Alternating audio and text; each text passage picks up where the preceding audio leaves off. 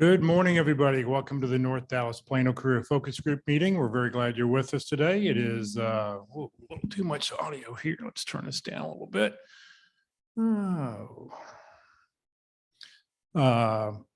It is July 1st. We're halfway through the year, July 1st, 2022. Thank you for being with us this morning.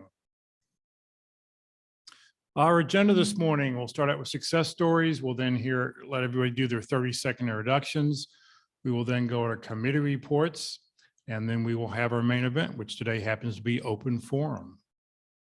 For those people on Zoom, if you have any questions or if you'd like any comments, you're welcome to open up the Zoom chat window and you can put your comments there. For those watching on Facebook, just put any questions you have into the comment field and we'll get those questions answered for you. Please note this event is being recorded and is currently live on Facebook. The recording will be on the Career DFW Facebook page and the Career USA YouTube channel for others to view in the future. By participating in this event, you give consent for your name and picture to appear. Please note that any comments you put in the Zoom chat window will not appear in the recording. Well, good morning, everybody. My name is Jeff Morris. Since 2007, I've been facilitating and leading the North Dallas Plano Career Focus Group. The group's been around since the late 1990s. I took it over in 2007. In 2008, I started a website called careerdfw.org, a website to help those who are unemployed in the Dallas-Fort Worth area. In 2012, I started a second website, careerusa.org, to help those around the United States. I have written a book called What I've Learned About Your Job Search That You May Not Know. It is available on Amazon, or if you come join us today for lunch, you can get it for $10 instead of $15 on Amazon. And since 2017, I've been a member of the practice interview team, and you'll hear more about that in just a couple moments. We like to start the meeting out with success stories, good news. Do we have any landings out there? Any landings to report? I did hear from somebody who had taken a temporary job, Leon Nesbitt, I think was his name. He had taken a temporary job and then it only lasted a month, and then he took then he got something else and he's now working full time. So that his name and where he's working at will be on the roster that you get this afternoon. All right. Well, it's time for everybody to put their 30-second directions in the chat window. So if you will, open up the Zoom chat box. And if you will, please put down your name, comma, phone number, comma, email address, comma, positions you're looking for, comma, 2 or 3 target companies, and then hit the return key. And what we will do is I will get all those information copied over and I will put it out to an email to everybody this afternoon. And please look it over and see if there's somebody on a target company that you can help. Can you help somebody on that list? That would be really great. In addition, by doing this, I will use this by your information you put in the comment field to be able to update the roster and to make sure you get the email this afternoon. So if you will do that, that would be greatly appreciated. So we'll put 30 seconds on the clock.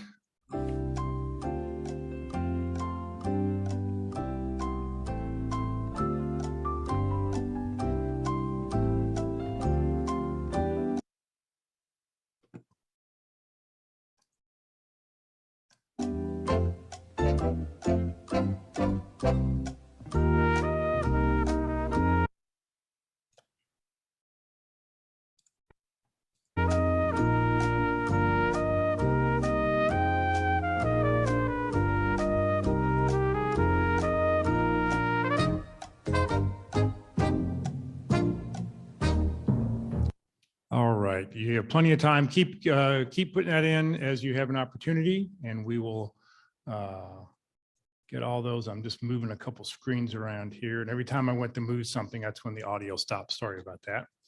Okay, just as a reminder, if you're trying to find job fairs, career special events that are happening, free workshops that are going on, check out the calendars on careerdfw.org, totally free website.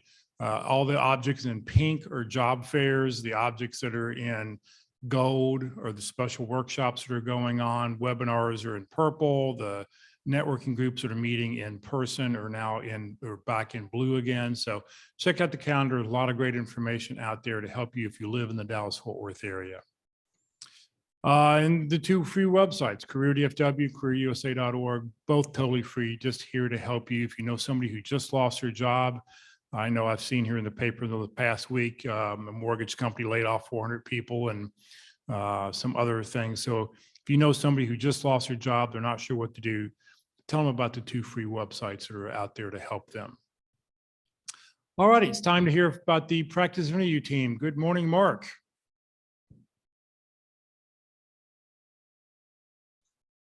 There we go. Hey, good morning, everybody. So the practice interview team is going to be working. We're next week, except for Monday, we're going to take Monday off. And so what the practice interview team is all about is we give you a chance to have a very customized and personalized interview experience. And so that means that you pick out a job description and send in your resume. And I have a group of volunteers who have all been hiring managers, and they've also all been through job transition. As a matter of fact, most of them are currently in job transition, just like you. So we'll take a look at that information and get prepared with our questions, and then give you a chance to convince us that you are the right person for that position. And you can do that even if you don't have a job lined up. Our motto is practice early and practice often.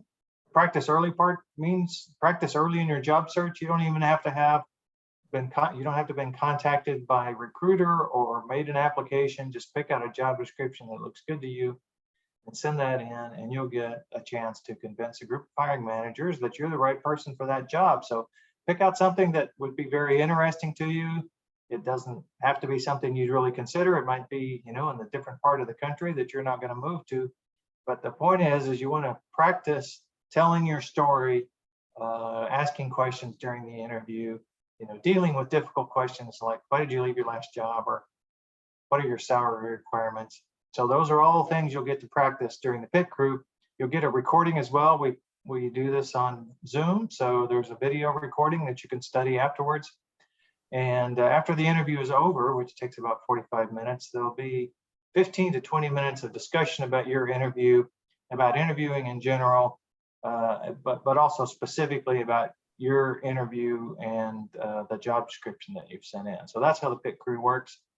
We do pit crew interviews different times of the day and different days of the week. So there's only kind of one major restriction is we don't do any practice interviews on Wednesday, except for the one that we'll do for Interview Wednesday webinar. So Wednesday, 1 o'clock is a fixed time slot, and that's also broadcast so people can observe the practice interview, which is the way we used to do all the interviews before COVID came along.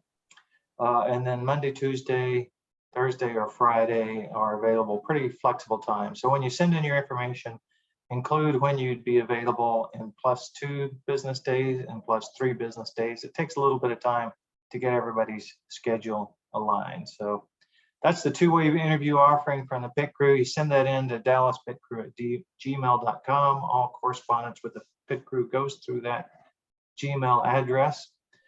The pit crew also has a one-way video interview offering. It's very straightforward. I give you the questions in advance. There's only 4 questions.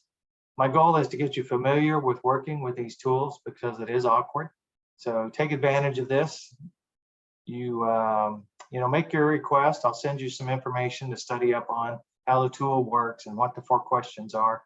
And then when you're ready, you just send me an email, say I'm ready to practice, and I activate the tool by putting your email information in the tool, and then you get it automatically contacted. You engage the tool, you record your answers, and then I get a response after that, and then I can forward you the link to your practice interview. And if after you look at it, you think you can do better, then you can send me another request, and we'll set up another link.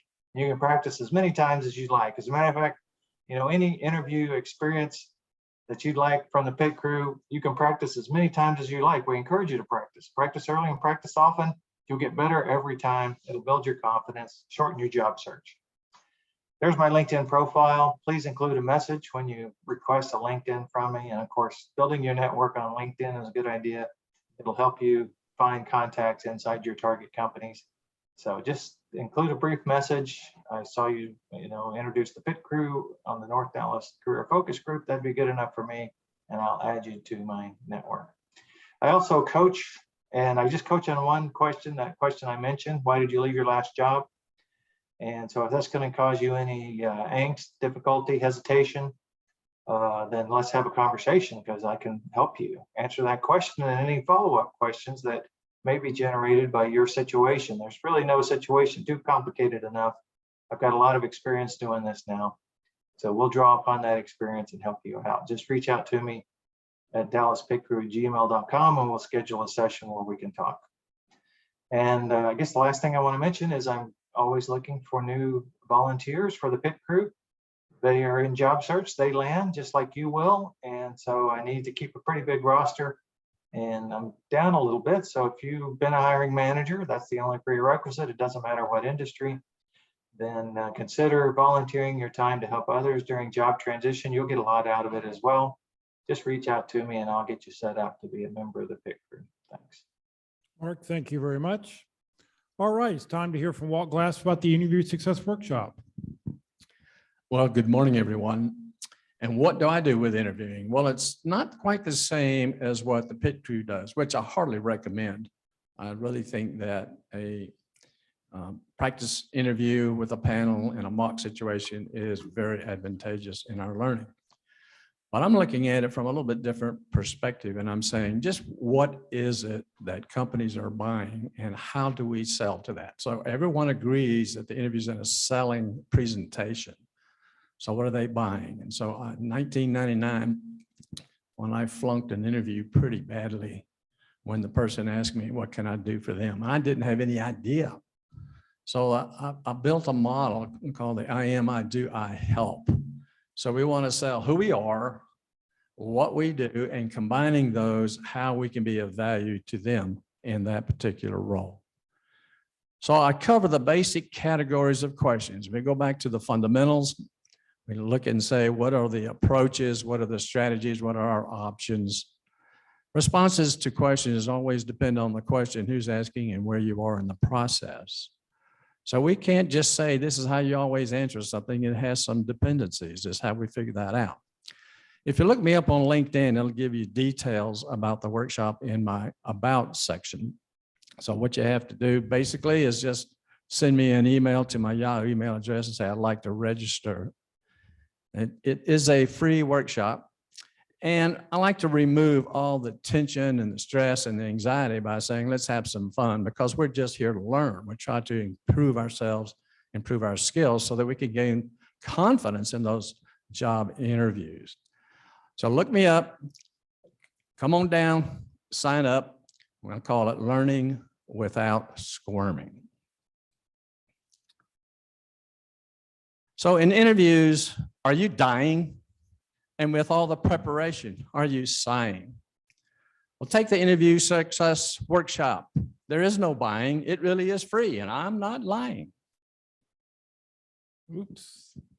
All right, what happened here? All right, well, sorry about that. No applause today. Sorry. Very good. Thank you. All right, thank you, Walt. All right, it's time to hear about the career tip of the week. Good morning, Rosanna. Good morning, Jeff. Good morning, everybody. All right. Well, the career tip of the week for this week is dated June the 26th. It's how to ask for a LinkedIn recommendation that works for you. We all know the benefits of a robust LinkedIn profile. It attracts the right kind of attention from recruiters and hiring managers. It helps to build a strong, reliable network, and it's a convenient and easy way to showcase your work, skill set, and passions. One more thing. It's the perfect place to show off all the great things people have to say about you. And in fact, your LinkedIn recommendations can be a huge selling point for those who might be looking to hire you. After all, nothing makes you look better than praise from an important client, an old boss, or a close colleague. What does asking for a recommendation on LinkedIn entail? Let's get to it. When should you ask for a LinkedIn recommendation? The short answer is that you should ask for one anytime. But as a Muse career coach and HR expert, Christy Artis says, No matter what timing you choose, the context you have is the one that will provide the right key. So if you truly are on top of it, you can ask for recommendations throughout the year. For example, let's just say you've finished a big successful project with coworkers and clients. You can ask for a recommendation then. Provide them context that you're always collecting feedback and would greatly appreciate theirs via a LinkedIn recommendation. That said, it's not always easy to be on top of this. So she recommends taking advantage of key check-in and feedback points. For example, your next review cycle to request a recommendation. Many people also tend to reach out for recommendations when they're about to leave a job. If that's the case, it's best to ask right away while you're still fresh in people's minds, and it's easier to get a review when it's easier for people to write one. Finally, she warns, take into consideration what asking for a recommendation may look like to an outside party. When it's out of the blue, it can make people think you're getting ready to leave, so be cautious. Consider who you requested from and when, and consider who you requested from and when, and don't forget to provide context. This includes but is not limited to senior leaders you've worked with or worked for who are familiar with your work that you've done, or your current and previous managers, and then immediate team members and clients. Those are great people to ask. This will give anyone reading your recommendations a well-rounded view of how you show up with different audiences and the ability to see you have senior level advocates. Of course, you want this person to be able to give you a glowing review, but you also want them to be able to speak to specific things you've done your particular work ethic and passions. A short and vague response is almost as useless as having no recommendation. So be sure you can trust them to be thorough and thoughtful. So how do you make an ask? Be courteous and professional, make it super easy for them to say yes, and pay it forward. You can acknowledge that you recognize that they're busy and offer to write a draft that they can edit or ignore it all. You can also offer to provide a recommendation in return and ask for specific things they'd like to include in your recommendation to them. Here's a template to help you write an amazing LinkedIn recommendation. And when you go to write your email to this person, give them context about what you're looking for within the recommendation. For example, you are switching jobs from a financial analyst to a project manager. Well, then ask for specific feedback around skills required for a project manager. What does this all look like? Here are a couple of email templates you can try, and there are 2 email templates in this article. If you're connected via LinkedIn, you can make it super easy for that person by using the Ask to be Recommended button at the bottom of your profile, and copy and paste these templates into your notes. So email template number 1, if you're asking someone you currently work with, then you want to say, hi name, I hope you're having a great week. I want to let you know how much I enjoyed working with you, as well as how much I value your insights and feedback. I've especially enjoyed collaborating with you on name the project that you worked on together. And then I have a small request for you. I aim to keep my LinkedIn profile updated to provide an accurate picture of my skills and experiences. With that in mind, I'd love it if you could write a LinkedIn recommendation that highlights my skills in area number 1 and area number 2. I'd be happy to write you a recommendation in return. Just let me know if there's something specific you'd like me to call attention to. Would you feel comfortable writing a recommendation of this kind for me? Of course, no pressure either way. All the best, and your name. That's template number 1. So template number 2, if you're asking someone you used to work with. So hi name, I hope all is well with you. Basically add some small talk. I'm touching base to make a small request of you. I'm currently job searching or looking to move from my current role in X into Y and want to keep my LinkedIn profile up to date for recruiters. I really enjoyed working with you at Company X, and I especially appreciate your feedback, advice, or experience that you got from working with them. As a result, I thought you'd be a great fit to write a short LinkedIn recommendation highlighting my skills in area number 1 and area number 2. If you're willing, I'm happy to send over additional information to make writing one easier for you. Also, I'm more than happy to return the favor and write you a recommendation. Just let me know if there's something specific you'd like me to emphasize. Would you feel comfortable writing a recommendation of this kind for me? Of course, no pressure either way. Let's catch up soon in your name. So see, making the ask isn't all that difficult. All it takes is one short email to ask a professional contact for a recommendation, and you're well on your way to crafting a LinkedIn profile that truly speaks to your expertise and reputation. That was the career tip of the week, dated June the 26th, how to ask for a LinkedIn recommendation. Have a great and fun and safe holiday weekend. Rosanna, thank you very, very much. All right, today, if you'd like to join us for lunch, a traditional pre-July 4th meal would be pizza. So if you'd like to come join us today at Mama's Pizza, we'll be there at 11:45 a.m.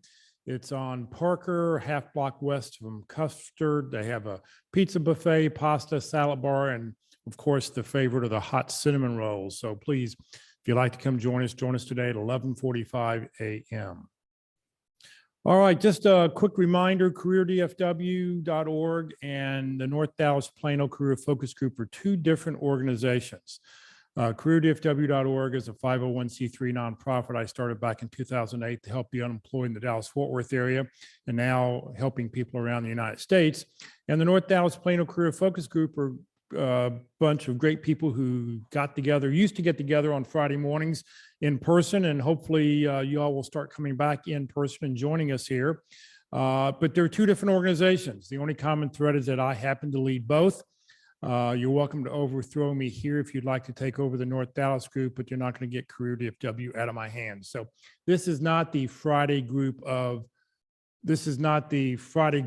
Career DFW. We're just a different organization. I just want people to understand that. All right, in just a couple moments, we'll go to open forum, which is what we do on the first Friday of every month. So I'm sure hopefully you have questions about your job search. You've been saving them up for the last couple of weeks, and we'll give you an opportunity to ask that. We'd love to see your smiling face. So when we do this, if you would, turn on your camera so we can see what you look like, and we'd really appreciate it that way. You know, it makes it a little bit more personable for those people that are here and those people that are online attending. We can see who you are. So it's time for the main event. I'm going to stop my share here. I'm going to go to gallery view so we can see everybody who's out there. So it's wide open. So if you've got a question, please unmute your mic, ask away. For those watching on Facebook, if you happen to have a question, you're welcome to put it in the comment field and we'll get that question answered for you. So what can we answer for somebody? Jeff, I'll start us off today. My question is with regards to LinkedIn. And first of all, earlier this week, you were very helpful to me in running a scan of my profile to understand how I came up in search results, whether my keywords were putting me where I hoped I would be. And the results were very kind of eye-opening and I think helpful for me to go back and do some further refinement. So thank you for doing that. My question is related to the choice of keywords. And what I am seeing out there is that some people use short-term keywords or short-tail keywords, I should say, and other people use long-tail keywords. And an example of a long-tail keyword would be a phrase that perhaps describe you, like accomplished manufacturing executive. versus a short tail would be simply marketing manager or manufacturing manager. And so my question is, has anybody experimented with long tail versus short tail to understand results, differences, and success? Well, I think the key here is it's a keyword match. So I think that adding the action verb in front of the very first thing isn't going to affect the where you show up in the results. All that does is that draws in the personal. I mean, that makes it more interesting for the person who's reading the profile. The action, the noun, manufacturing manager, marketing manager, whatever, that's the keyword, and that's what's going to show up throughout. Now, in Rusty's case, and I hope, Rusty, you don't mind me sharing this, that when I looked at Rusty's profile, he had the keywords that he wanted me to search for him were everything that he had listed underneath his name. So he had several different keywords listed there. The issue was that was the only place they were. They were not in his profile, in his experience section any place. So they only showed up one time. They weren't in the skills section. They weren't listed in any of his jobs that he did. So, I've always heard, and one of our LinkedIn presenters talks about that you've got to have keywords in your profile 3 to 5 times to get that, for that search to happen. So I know Rusty went back and you've gone and you've added those keywords down into your different job descriptions. And I think that will help, boost what's happening. So the action verb, I don't think makes any different. That draws the human into wanting to read the sentence more than, the computer is just going to look at the keywords. And they're not going to look at action keywords, because when somebody's searching for somebody, they don't put in, I'm looking for somebody who's exciting or somebody who's experienced. They're going to put in what the skill is that they're looking for. If anybody else has got any comments, please, we'd love to hear them. Anyone else? Anybody? Well, Jeff, just to build off what you were talking about with the findings with my profile, the other learning I would say was that if there was a slight difference between the keyword and how you describe yourself in your job experience, it doesn't come up as a hit for you. So as an example, I think in my keywords, I use the word either product development or product marketing. And then in my job description, I used the other words. So it became fragmented. It said product marketing in one place and it said product development in another area. And so what I ended up doing was going back and kind of doing a Boolean search in LinkedIn to try and understand which one was searched for more often or was occurring more frequently on LinkedIn. And I decided to go with that one and then align the language across both the headlines and the descriptors in there. So I'm anxious to see if that changes my search results. And I've got someone else who's going back and taking a look. Jeff, just to kind of play devil's advocate for a minute on using that adjective to describe you, knowing that you only have 125 characters or so, I guess my question would be, is it better to use your character count for something like that versus another possible hard skill that someone would be searching for? Well, if you're talking about underneath your job title, right underneath your name, that initial block, you actually have 220 characters now. LinkedIn doubled it now. But if you were to use all 220 characters, that's almost 5 lines or 4.5, 5 lines. Once again, I wouldn't want to go really much more over 3 lines, because people are not going to read a big block of text. They'll read 2 or 3 lines. So I think it's just more important to do that. I still think that starting out with some kind of strong action verb is really important, because I think that when the human's looking at things, that one word isn't going to, that 10 or 15 characters out of the other 2.5, 3 lines won't make that big a difference. Okay. All right. Thanks for the feedback. I Appreciate mean, it. that's my opinion. Like I said, you've got to get comfortable and you have to try it. I guess the thing is, you try it, and if you don't get any results, maybe, you take it away and you see, do I get more results when I take it away? This is sort of a hit or miss kind of thing. Gotcha. And I mean, that's the great thing, of course, is you can experiment and you can try changing it and leave it up for 3 weeks and see if it makes any kind of difference, and your search results or your engagement, and then you can always change it back again. Right. I mean, that's why, I try to tell people, you've got to have a robust LinkedIn profile, and a robust LinkedIn profile is going to tell people what you do, how you did it, showing results, and has lots of keywords. And every time you see a job description and you take a yellow highlighter or whatever, and you highlight those keywords in that job description, do you have those keywords in your profile? Because if you don't, you probably won't be found or won't be matched. So every time you see a job description, use those keywords to add to your profile to flush it out even more. Great. Thanks. Appreciate the tip.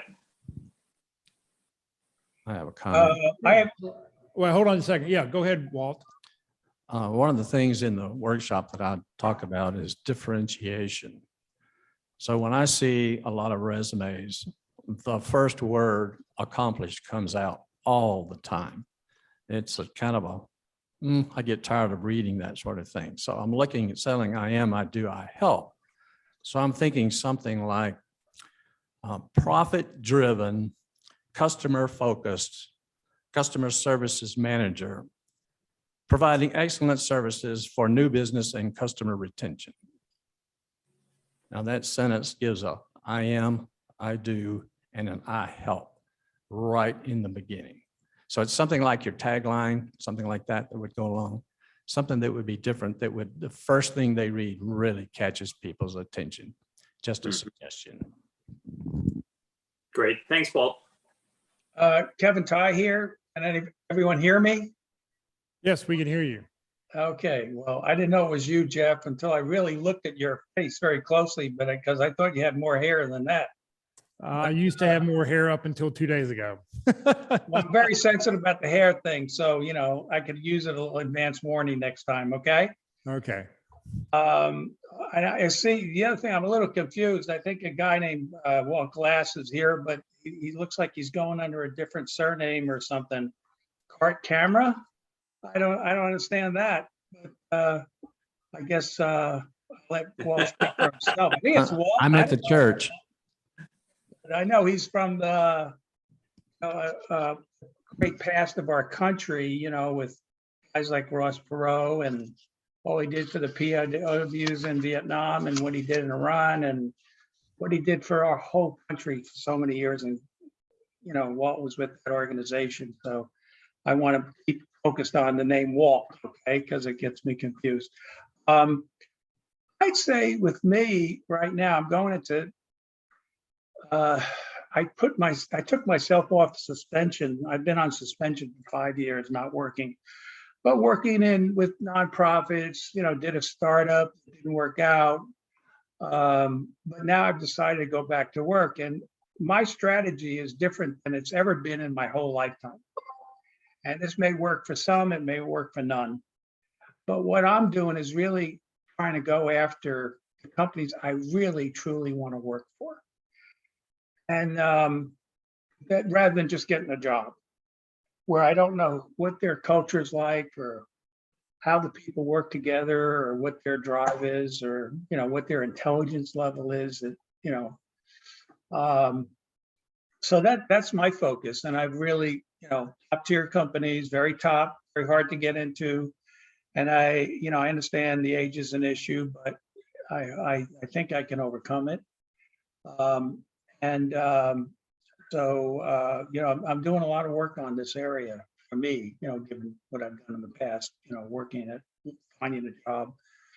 So I'm highly focused. I'm getting networked in, and I think I'm going to achieve it. It's just a matter of time.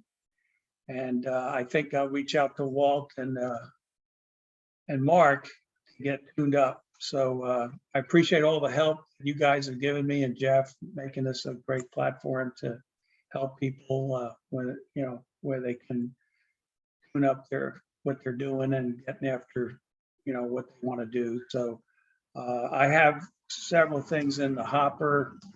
I had 2 interviews last week. Neither one worked out. One I rejected after I had the interview.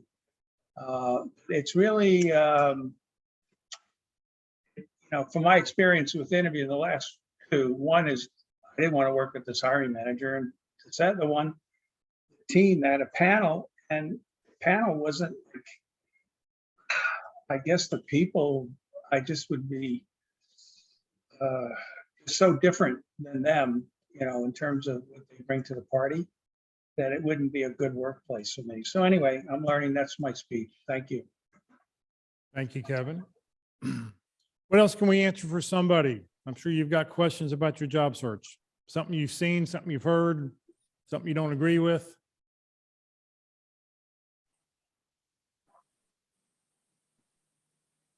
This is going to be a real short meeting if nobody has any questions. Go ahead, Rusty.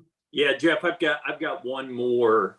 So recently I was interviewing for a CMO position, and as the headhunter was walking me through the process of how the interviewing would be progressing, one of the stages was possibly a case interview.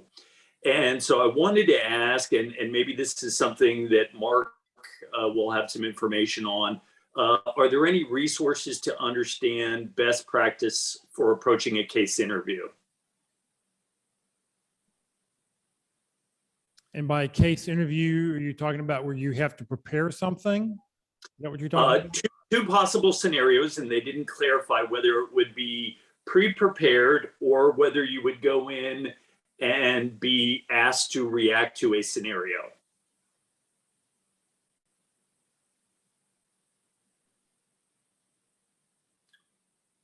Any suggestions, comments? I had a case study at this last interview. It was a very short case study. It was 3 or 4 lines.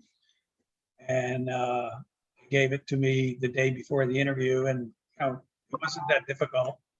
And I presented it, and feedback I got on the case, I thought it was pretty out of the box thinking, and they didn't like it. It was like it did address the issue that they had. It did nail it. It did propose with some things. And I'm pretty good at case studies. I've gotten A+ and at university level courses. So I just think sometimes you don't work out. That's going on my stuff. But I think a case study, you've got to analyze it. What's the problem in the case study? You got to identify the problem, and then come up with solutions, basically, and then present it. They're looking to see how well you think, how well you, come up with solutions to issues. I think it's a good thing to do. I mean, Google years ago used to give different types of questions, really tricky questions, to see if you had, the brain power to come up with a solution. Mark, do you have any comments? Well, I do not know of any particular resources available. And of course, the case study style of interview is designed to engage your thinking process. So if you wanted to prepare, I don't know how you would do that. But I think it's important, Kevin, what may have happened to Kevin is you may get challenged, right? So you need to consider it, whether it's written or just a discussion kind of case study, because you need to interact with the interviewer like you would interact with a customer. Okay. Mm-hmm. And ask questions, be deferential, hold your ground if you get challenged, if you have a strong belief. And that's what they're trying to assess, is how well you can solve a problem that you've never been presented before in a dynamic customer engagement situation, right? Yeah. And so, Yeah, and know, my- you kind of got it or you don't, right? It's pretty, it's not objective. It's pretty subjective whether they appreciate your perspective or don't appreciate your perspective. Yeah. I would think the other last thing I'd say on that is when you're reading the case study, you have to really look at the words and read it one time, then go back and read it a second time because you probably only picked up 70% of what's there. And go back through it the second time, the key words, the action words, any questions, and really assimilate what's there and really give that a good chance to sink in before you come up with a solution. If thanks. you're expecting a case study interviews, and we have a PhD, a professor who is on he's retired now, but he's given case study interviews before one-on-one. And so we have the ability to give you a practice session. Okay. I'd like to have one. Okay. Yeah, that would be great, Mark. I'll probably wait to try and understand if this is not going to move forward at this point. It's not going to get to that stage, but I think, I'd love to be able to be prepared if one comes up in the future. First time I've ever been, proposed the idea in 30 years. But one of the things that I did find in my reading was that they kind of broke them down into 5 different styles, whether they're focusing on profit or penetration or different business areas to follow. And it seemed to be that the focus is more on your process for breaking down the problem than the actual solution at the end. Yes. They could be giving you a lot of hypotheticals. And so it's more of how do you demonstrate your process for, where do you start? What are the paths that you follow? What are the resources that you use? And as you say, what are the questions that you ask along the way to get to those answers? But Kevin, thank you for your input. Mark, I appreciate your input. And yeah, Mark, I'll follow up on, scheduling something. I think one of the things you need to think about, and I've heard this over the years, that, people are asked to do a case study, they're given, a couple pages of material, and then they're expected to come in with this report that could be 5 to 7 pages, and you spend 2 or 3 days on it. I think you need to be really careful about that kind of study because they're asking you for like free consultation. And I think it's a real fine tool, a fine balance there of, yeah, I'll tell you sort of about what my process is. I don't really want to tell you what my answers are because I want you to hire me and then I'll give you my answers. So I think that's always a tough little, a tough balancing act right there. So That's a good point, Jeff. The other question, I had 2 case studies presented, not recently, not in the last 5 years, both by major corporations. One was I was at their facility. They had me in a room. They gave me like 20 minutes to read this thing. And they warned me before I, started that they're not really looking, for the answer so much, just how you present some information. So when I read the thing was all over the map. It was so poorly written. And it was so hard to understand. I mean, and I didn't understand it. I mean, I read it about 3 times. And it was so hard to come up with a solution because it just was terrible. I've read all sorts of Harvard Business Review case studies. I mean, it wasn't like that at all. And then, so he warned me and I didn't take the warning. I was looking for perfection, really sort out the problem. But it was like my mind's going all these places to try to put the interconnections and relationships and everything. And it was impossible because it was so written poorly and my presentation was poor. And then I had another one, I can't remember right now. And they presented a situation that was totally unreal. Like it was a 4,000 person company and they had only 4 IT people and they wanted to go to a cloud solution. And it was impossible. You don't have 4 IT people in a 4,000 person company. So it threw me off, So I guess in both those cases, I failed to give a good solution because I was looking for perfection. And I didn't, the Microsoft one, which I'm just last talked about, I just don't think they understood what was going on. Presenting that case study to me was ridiculous. Anyway, that's my opinion. Yeah, Walt. Yeah, I'm on a second what Jeff said, because in the Dilbert, who is my mentor cartoon, they were asking someone, how are you going to solve the problem? It says, well, if we can't solve it in a few days, we're going to bring in candidates and have them give us solutions.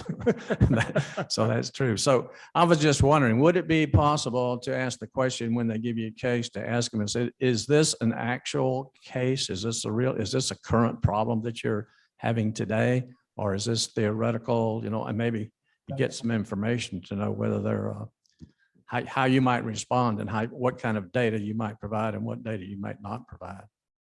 What do you think? I think it's definitely a good option. I guess so that if they say it is a real case, I can say I'll be sending you my bill if you provide a solution. And Kevin, it could have been that, they presented you a jumbled mess of a couple, a document that was a mess, and they wanted to see, well, how would you clarify it? How would you find out? How would you drill down to find out what the real issue is? So, once again, you never know what they're testing you on. It's not the same way every place. Well, that Microsoft interview, if I was really being honest with them, I would have challenged them and their management, because I was supposed to be talking to this company, hypothetical company, to help them with a cloud solution.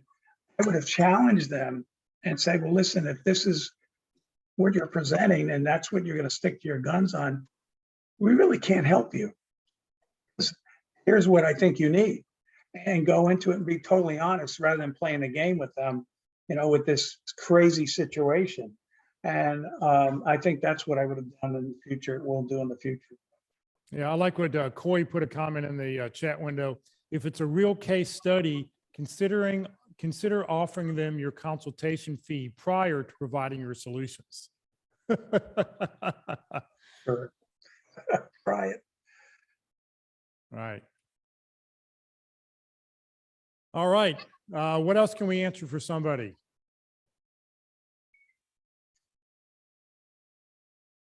Have we solved Yeah, I had a question.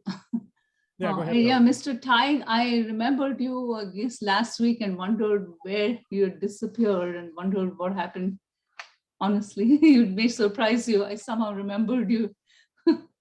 Oh, thank you. I remember you too. I remember you too. Okay, yeah. Yeah, you escaped from the Northeast or something like that, I guess you'd said. Yeah, I'm in Florida right now, Sarasota, Florida. Yeah. But I Yeah, don't so- live in Florida, and I Yeah, want I was wondering if there's some kind of protocol in this situation. If you see that someone has been viewing your LinkedIn profile, are you supposed to respond in a certain way, and will that change depending on whether the person looks like they are in position to hire you, or if they're a hiring authority? Because out of the blue, sometimes I see someone would have looked up my LinkedIn profile. Like, Okay, you see where did somebody's that come looking at your from? LinkedIn profile and you don't know what to do. Should you reach back out to them? What should you do? Suggestions from anybody? What would you? Yeah, am I supposed to, or just make a note of it? Does it mean something? Oh, by the way, I'm interested. You need to read. I don't know what it means. Well, I mean, they may be doing searches and your name just shows up. I guess unless I personally, no one addresses me directly, I don't bother with them. Okay. That's my advice, but Yeah, if you want to explore it. just you have once the right to. before, I mean, like maybe South Lake or somewhere, it said, yeah, that you need to take it further. Not like I take the same view that you take, why bother? But Well, my question is what's the harm? why not? What's the worst that can happen? I mean, it's like nothing. But No, if no, you I mean, sent out a note that said, I saw that you viewed my profile, was there something that interested you, or is there some way that I may be able to help you? And send that on. yeah, only problem is we can't send those messages on LinkedIn anymore unless they are open networker or whatever you call it. And I won't just call send us LinkedIn connection request just to be able to send them a message. I don't want to do that. Well, if you find, I know somebody who, had the same issue. What decided is whenever they saw somebody looking at their profile, they would just call the person up, find the phone number, call the person up, try to have try to have a phone call, say, oh, I want to reach out. I'm really interested in, whatever. Was it a friend? Was it a colleague you used to work with? If it was a recruiter, I'm really interested in, some possible positions, company. Can you tell me what it's like to work in a company? Don't ever tell them that you saw that you were looking at that. Don't ever tell them that, you saw them looking at your profile. You reach out to them with something else, and some people are going to go, ooh, voodoo. Ooh, this is meant to be, because we're mind melting together here. So, I know that was really effective for this other person. If they saw somebody was looking at, just reach out to them, because they may not even realize that they're being seen, and it's just like, some don't, okay. yeah, some people don't even, they may not even realize that. So it's a matter of, hey, if it's possible to form a connection, hey, wait, we must be on the same mind length. I was just thinking about you today, Yeah, I guess it takes all sorts, because I've seen some kind of look up the profile in a sneaky way without divulging who they are, or Yeah. I think there's some setting you can change. Yes. I hear you can change your setting for that. Yeah, you can change your settings so you're not being seen, and a good. But that recruiter- will not, I think that's also comes with some disadvantage to you. I'm trying to remember what that is. Yeah, that's the basic package. When you're searching, you can say that you don't want anybody, you don't want anybody to see who you are. And a good recruiter is going to do it that way. But if they're using the recruiting package, or they're using LinkedIn Recruiter or LinkedIn Recruiter Lite, you will never see that they're looking at your profile, because that program is written so that it sits on top of the system. So you don't get what we see when we're looking at each other. LinkedIn's doing it. They're just attacking from the top, and you never get to see who looked at your profile if they're using the recruiter package or recruiter Lite. Now, with LinkedIn Premium, I get it because I'm a veteran, so I get a 1-year free package. It's about $25 a month, but you can contact many more people. I don't know exactly what the rules are, but you can at least send them a message. I think even up to 3rd degree, or it might be even more. I don't know exactly, but you have a lot more freedom to contact people.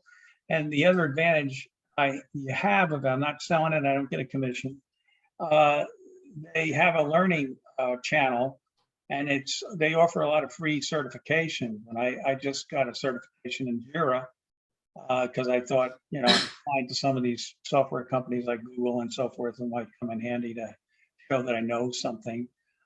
So that's another thing to expand your network a little bit, is pay for that. You can do 1 month at a time. You don't have to do a full year, I believe. So if you and see if it's worthwhile, if you're trying it. I think they give you 30 days free on a LinkedIn Premium, so you can get access to more people and respond to people and see if it's worth it for you. And don't forget too, that if you're not connected to that other person, see what groups they're part of.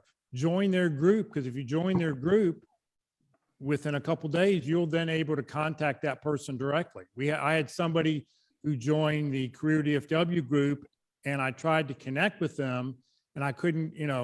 I saw that they were looking. I couldn't do a direct connection because I didn't have their email address. But once they joined the group, I was then able to message that person going, I'd love to connect with you. Would you, send me a connection request? So, it's a great way to be able to communicate. Just, look at the groups that they're in and join that, because you can join up to 50 groups. So, you know, you use those last 10 groups to cycle in and out of people you need to try to connect with.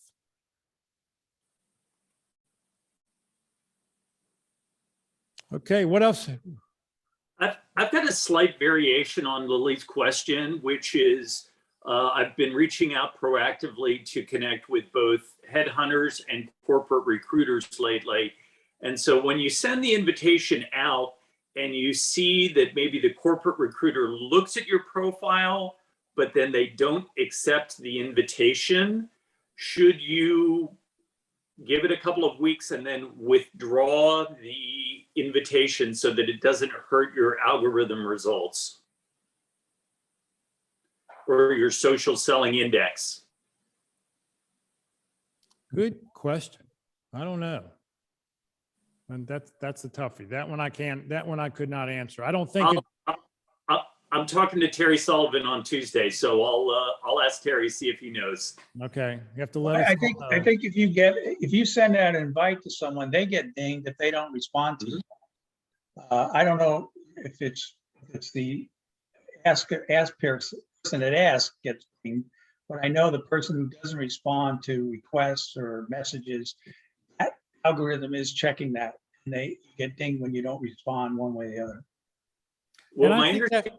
oh, go ahead, Rusty. I was going to say, my understanding talking to the LinkedIn people, because I've been trying to understand why some of my metrics aren't moving. And my understanding from them is you do get a grade based on the number of people that you reach out to and your success in connecting with them. And so if you end up having a lot of invitations sent, like you're spamming a bunch of people, you will get dinged for that. So they couldn't tell me what the threshold is or, you know, how to manage that kind of situation, but that's what they shared. Yeah, I have people who try to connect with me every day. I have LinkedIn requests, and if somebody doesn't send me a personal note, I just ignore it. So if I look in my ignore pile, you know, at one point it was 80 or 90 people. I looked at this week one day and it was like 45. Now I'm sure 45 people didn't go and unselect or, you know, withdraw the connection. I think it just, at some point, it just fell off the radar, or, you know, it just defaults to not going to happen or something. So I don't know if that's part of the issue or not, but, and there is nobody at LinkedIn who's ever going to tell you what the metric is, because they don't want to spill the secret sauce. Yeah, exactly. Well, Jeff, if I get an answer from Terry on Tuesday, I'll let you know. Okay, great. Or, you know, you're welcome just to put it out to the North Dallas group and let the whole group know. Sounds So, good. Rusty, I would think there's some risk in leaving it open, because if they come back through and decide that they want to click that they don't know you, you know, like, who is this person? Then you're going to get a spam demerit. So as long as it's open, you're running the risk that they'll go through their list and, you know, and take you out, right? Remove you from their queue, and that will count negatively for you.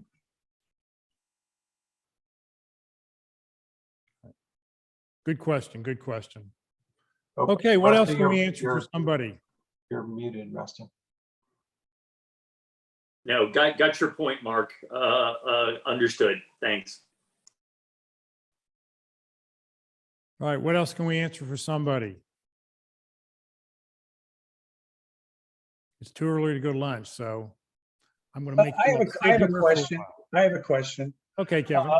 And it's kind of, I'm glad I'm able to speak up today. Here, for example, I'm interested in working at Google, and Google is huge, right? 100,000, maybe 50,000 employees, whatever. A lot of departments, a lot of this, a lot of that. I have a diverse experience, and I have someone that's going to look at my stuff, resume. I'm asking them, what do they think? You know, given the competitive situation to get in there and my background, where am I best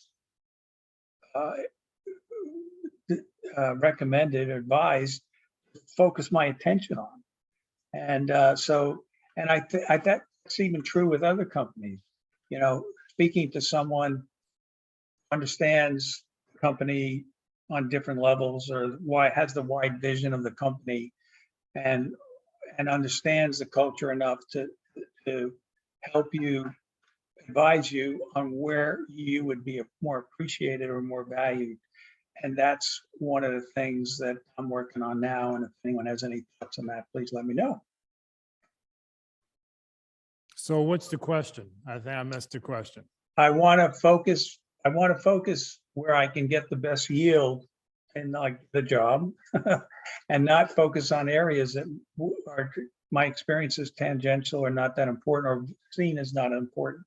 They don't, they don't see it. So I want to focus on areas that would be interested in interviewing me. And what's the question? I guess I Jeff. failed to hear the question there. You're telling me what you're looking for, but you're not telling me what you're trying to get our advice on. Okay, here's an example. I could be a client practice manager. I could be an engagement manager. I could be a program manager. I could be a sales manager. I could be a business development manager. I've done them all. And but given the breadth of my experience and what I present, where do they think I would be best focused to put my energy in, get and network and do all that stuff? Well, I think as I told my son this week, you're a grown up and you got to decide what it is you want to do when you grow up and then focus on that and go for it. I think asking a company, say, well, here are all my skills. I'm a jack of all trades, put me the best place you're going to be. You're never going to get a job that way. And Well, you can't expect them to do it. You've got to decide, this is what I want to do. And you have to go after that. well, eventually I do decide. I do make decisions on that. I'm not totally unbiased. I have certain things that I value that I did, and they keep coming up. But if you look at someone who has a unbiased opinion, looks at something, they're able to give you a much more unbiased answer. So that's what I'm looking for, unbiased answers rather than. You have to make a decision. I have to, without the advice or with the advice, make a decision. So my Yeah, question so- also, well, I'm sorry, Mike, just a second. My other question would be, you're focusing on a giant corporation. With all the skills that you have, I would think you'd be a lot more valuable to a smaller company because you could do more things. You could help them in ways that they may not even think about it. I know everybody thinks about, I need to go work for, Google, big giant, whatever, big giant company. What about, there's a lot more smaller companies out there who probably could use your skills, who you wouldn't even think about considering, but, you'd be able to come offer some valuable insight and be able to really help them out. I'm just saying it's something to consider. I wouldn't get myself hung up on just looking at Google. Michael, go ahead. So I have a similar dilemma. I'm a CPA, but my experience is all over the place. Different industries, different size companies, different project types. And so I am a prime example that the jack of all trades approach never works. You got to pick one. It doesn't have to be the same one for each company that you go to. You can pick different strengths that you want to use as your approach to that particular company. But if you tell them you can do this, that, and that, and that over there, and that over there, it doesn't work. The other thing I'll say is, because I'm in the same age bracket, it's way harder to get opportunities the bigger the company is, way harder. They have internal guidelines that they're following. They're never going to talk about them. But Jeff's point's valid. Trying to get into Google, like I've been trying to get back into Bank of America and other banks. They just don't even give you the time of day. I have some pretty strong connections in Bank of America, but they're not looking to hire the 60, 65 plus year old guy. They just don't. because they know more about how long it takes to get people up and productive and trained and all, and they don't want to spend that time, you know, with the possibility that you might retire in 2 years. It's not worth it for them to bring you on for 2 years. So, you know, and ageism is alive and well. You got to have strategies when you interview, especially on what you're going to talk about and how you're going to present it, because you don't make them know that they can see the energy in your interview. But I always talk about that I work out all the time, that I'm involved in, you know, non-for-profits, and, you know, very active, because, you know, they may not ask any questions you think are age directed, but back in the back room when they're making their decision, I guarantee you that's part of the discussion. So I brought up this concern a couple months ago, and I have been using the advice that Jeff gave me, kind of preempted and tell them in advance, you know, yeah, I'm here for the long haul. And my uncle worked until he was 86. I don't know, Jeff, if you remember that. And he said, yeah, and I'm going to break that record, kind of thing, you know, and there's longevity in my family, etc. I mean, almost every time I somehow bring that in. yeah, the other thing I would say is make sure they know, like I always make a big point of, I like doing what I do. I don't necessarily have a big hobby that I'm looking to go to. I'm not a golfer. I like doing the kind of work that I do. That's, you know, and that, and I enjoy doing it. Going to work isn't necessarily a job for me. It's when you're doing what you like to do. So. Steve, I understand what you're saying, and I think a lot of companies are exactly look at things like you are saying. I want to give you the exception. There are exceptions. AWS, I talked to them. And I talked about age. I was up front. You know, I'm 60 plus, and he says, "Don't worry about it." He says, "We have a guy in our department. It's 92, and he's one of our best workers in our whole company." And I talked to another company the other day. I showed 20 years experience, and they're they're fine. Now, I interviewed with this company last week, and there were 20 somethings in a panel, and maybe early 30, and I was like a fish out of water. I mean, in terms of what was going on. So and I was sad about it, because I think I could have really helped this team and helped this company. Like Jeff was saying, it wasn't a Google or anything. It wasn't a top tier company. It was maybe third or fourth, fifth tier, but it is what it is, you know? So, but I you know, and maybe those examples you are true and accurate. There are other companies that I found that are still very, very interested in you, no matter what your age is. Kevin, let me go back to Google. So is your objective Google in several areas would be acceptable? Is that what you're telling us? Yeah, I Google and some other companies, but yeah, Okay. there's several areas within Google that I'm Well, possible. then I would put you in the, I'm still trying to decide what I want to do area, right? And so I like to do it with Google. So now I'm looking at informational interviews with people in those different areas to see what their problems are and what you can do to solve them, how you can help them. And is that something that energizes you? So it's really, I'm looking for some advice. I'm looking to see what might be appropriate. So rather than go in there and say, oh, here's all the things I can do, just go in there and focus on that one. So focus on A, then B, then C, and then say, okay, what's going on? What's happening? Because in an interview, a successful interview is, have we done a good job of selling who we are, what we do, and how we can help them? And if we do that, that's it. Then it's up to them to make the decision. So we focus on that. That's all we can really do. We can't convince them that our age is great, that our wisdom is great. They said, gee, they fear that, you know, we can't take change very rapidly or very well. And they don't understand how much change we've been through over the years. So just don't even worry about that. Just focus on, this is the kind of person I am. This is how I can help you. This is what I do. It's what I love to do. And focus on that, and you don't worry about the rest.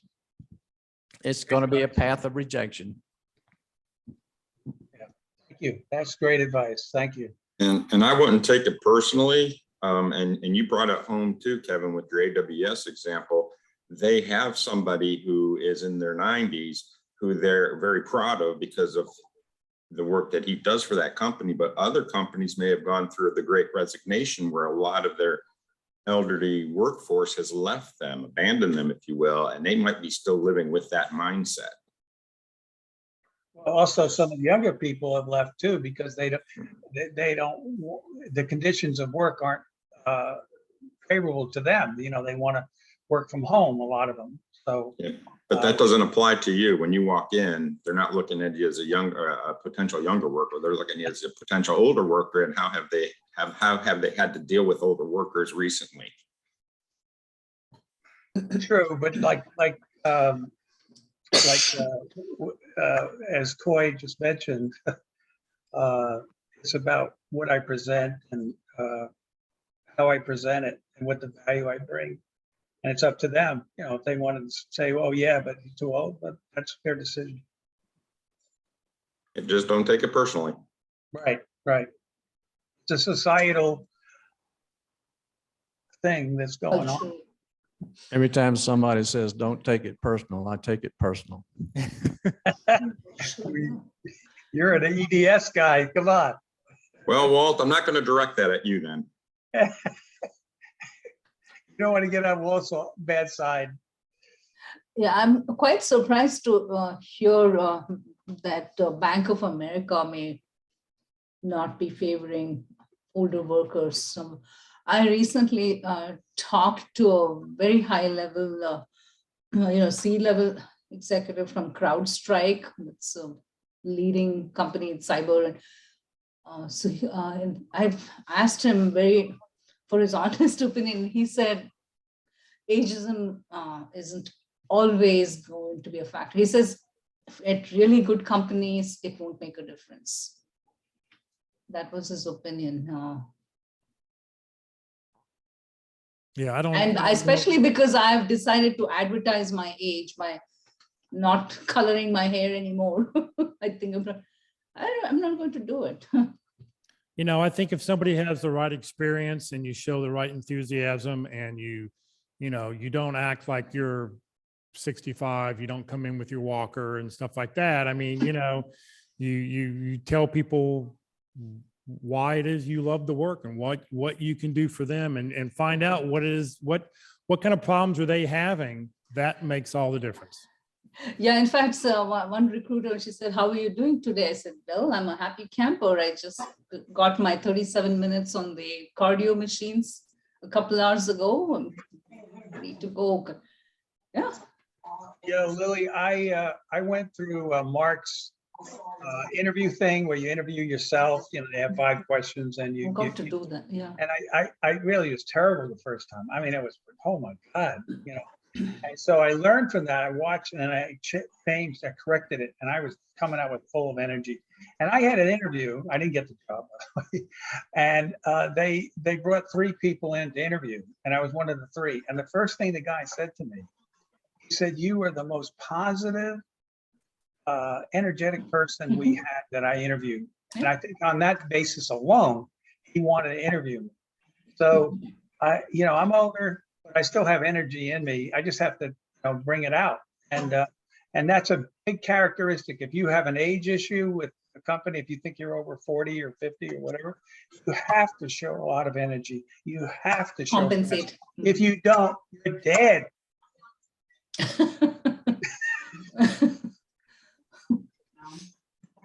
All right, what else can we answer for somebody? Question anybody's having? Who's your barber? Who's my barber? Her name is Milan. Oh, wow. That's an expensive haircut. I want a cheap one. No, mine was $25. That's it. Oh my God, why do I have as much hair as you? I paid 17. I really needed to go. I couldn't believe I had gone 7 weeks without getting a haircut. So I was way overdue. And I don't know. I think you're looking younger. I don't know. Yeah, well, yeah, because I cut off all the gray. There's less gray on the head now. So that's why that's better. I know. In the summertime, you got to keep it short. I think you lost weight too. I don't know. Yeah. All right, what else can we answer for somebody? Lily, connect with me on LinkedIn. I don't know if we're connected. I don't have your full name here. I just have Lily. You have my- I'll show up as Lily K. Yeah, you'll have everybody's contact information. If you haven't put your personal information in the chat window, please go through and do that. So that way we can get that updated. I'll put all that information into an email this afternoon. And that's a good point. Reach out to everybody else who's on the call today and everybody who puts their contact information in so you can connect with them on LinkedIn. Grow your LinkedIn connections. Let them know you met them here today or you saw them today on the call. And that will be a great way to, to expand your connections.